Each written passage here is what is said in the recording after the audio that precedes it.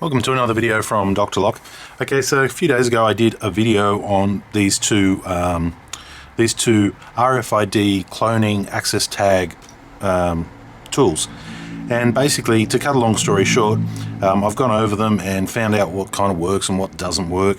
And this one here was about 130, 140 bucks.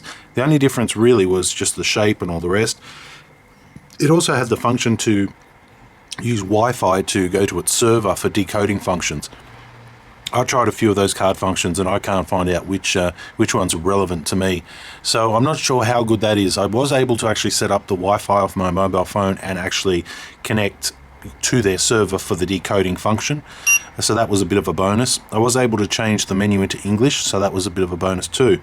I was able to start to decode, but unfortunately I don't have the right type of tags that need decoding to use that function.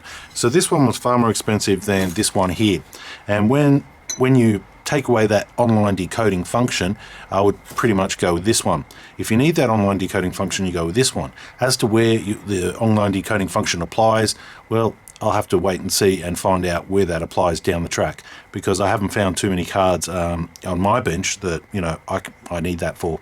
A lot of the most simplest ones are just completely clonable, and that's a good thing. Such as this Samsung lock here, I've got just a simple tag for that and I can clone that. And a lot of the other tags are quite simple too, such as here's one that was from a hotel. I think it's from Star City. They were using this one. It's by Asa Abloy, and I can put that on there and I can just go copy card and it'll do a read. Then I get one of my emulator key tags like this and I go write, and that's it. It's as simple as that. So now that tag, that card are the same. Okay, on this side of the fence, the machine it's almost identical because it's the same thing that's happening. I like the menus a little bit more on this, and I think that's because I'm a little bit more, I've used it a little bit more.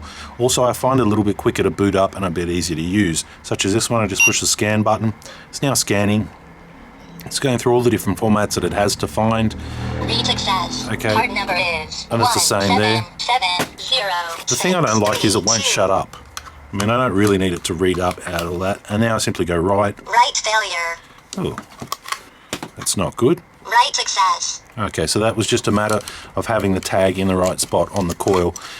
The speaker's a little bit noisy. There's no real way of turning that down, but you can disable it by disconnecting it if you want to take it apart. There are a couple of different emulator tags that I've found, and I'm just going to show you what I found here. So these are the ones that I find best to work for me, and I will zoom in.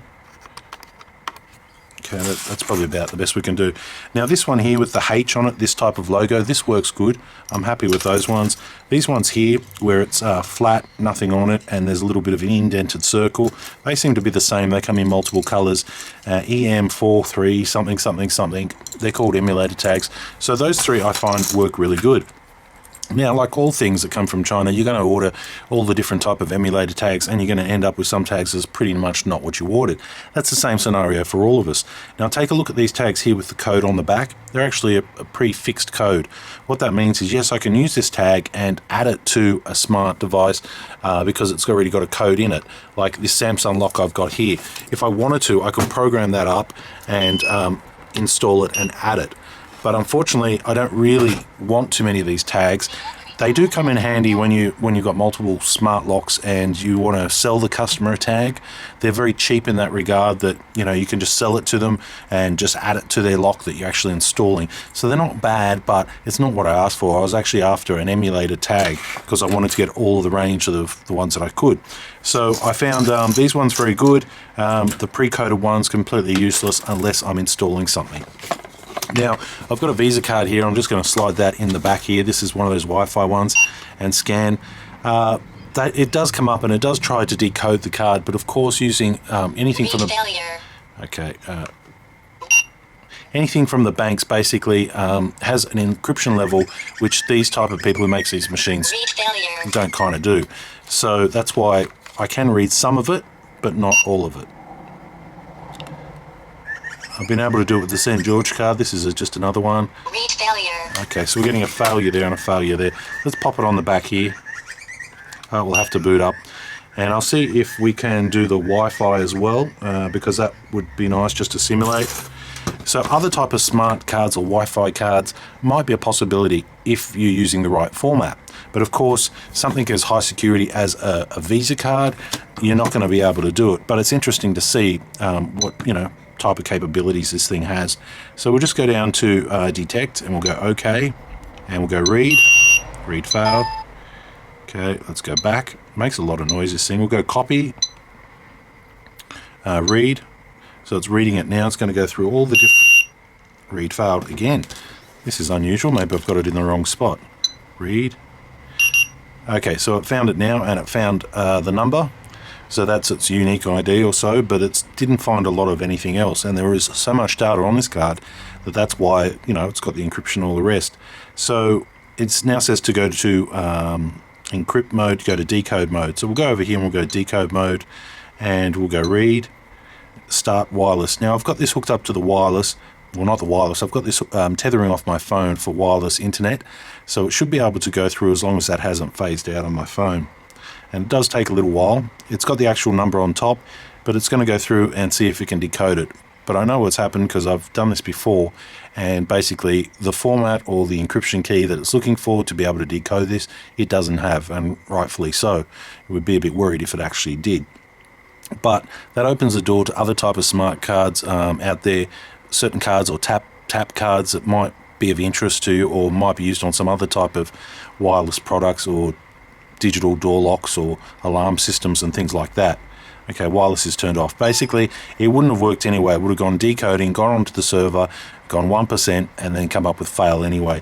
But that's using like a Visa card there. So it was interesting to kind of do that. But as to where that's going to make me any money, or if there are any cards like that I need to copy, I don't know. I mean, the truth is that these tags are coming out with more and more different formats. Different systems are using different formats. Different manufacturers are using different formats, because at the end of the day, you can't stop people copying these chips. And it is just as simple as I showed you before, to simply read and write. You put one tag in here and you read. Read failure. Well, you shouldn't be failing. Let's try that again. Scan. Read success. Okay. Card number is Then you come up with your other tag 1, and you write it. We're going to write. Can I find it or not? Right. Unless it's paused. Write failure. Unless it's paused up. I mean, this one was a cheaper one, and I was pretty happy with this one. It was like $30-40, and for what it does, I find it really good. Write failure. All right, let's try one of the other tags. That's why I bought a couple of them. Write success. Okay, so that was how simple it was to actually find that. Now, a lot of people have been saying, oh, it's not right to copy tags and things like that. None of these tags have do not copy on them. If they did, then it would be ethically not right to copy it. We don't know what the tags work, whether or not they work somebody's building, or whether or not they work somebody's front door lock, or any other RFID product they might have throughout their house. So when you look at these tags, we all have to, if they're readable, they're not encrypted, we treat it like a standard C4 key, just like a standard, key like this. Somebody comes into your shop and they give you a standard key, and they say, make me a copy. We don't know what that works. We don't know if it's a key to the city or if it's a key to a bank vault. But if they give us a key like this and it's a standard key, then we duplicate it. If they give us a high security key, which is one that can't be copied because of the grooves and the shape, and it says do not copy on it, then we can't copy it. And that's the same with the RFID tags. If I wanted to copy this Visa card, although my machine can sort of read it and all the rest, it doesn't have the formats in it to be able to copy it. And that's where the security comes in.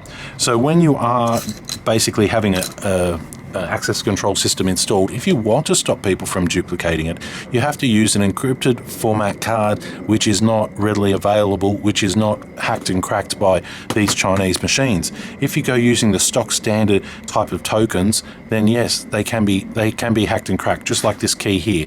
So it's not so much an issue for the people copying them, because a lot of people have genuine reasons to copy it. It's more or less one of those things, if you don't want it copied, you actually have to pay the money to get an encrypted service, or ask your installer to install encrypted cards. That way you're going to have less people being able to copy it. So if you're doing it for a building foyer or a high security building, then you would want to make sure that your tags are that high security level of encryption, as compared with a standard tag which can be copied with one of these little tiny machines. And saying that, for locksmiths and key copiers, yeah, these little machines are brilliant, and they do give you a little bit more extra revenue. You can make $20 on a tag, and you can make it just as quick as putting one next to the other.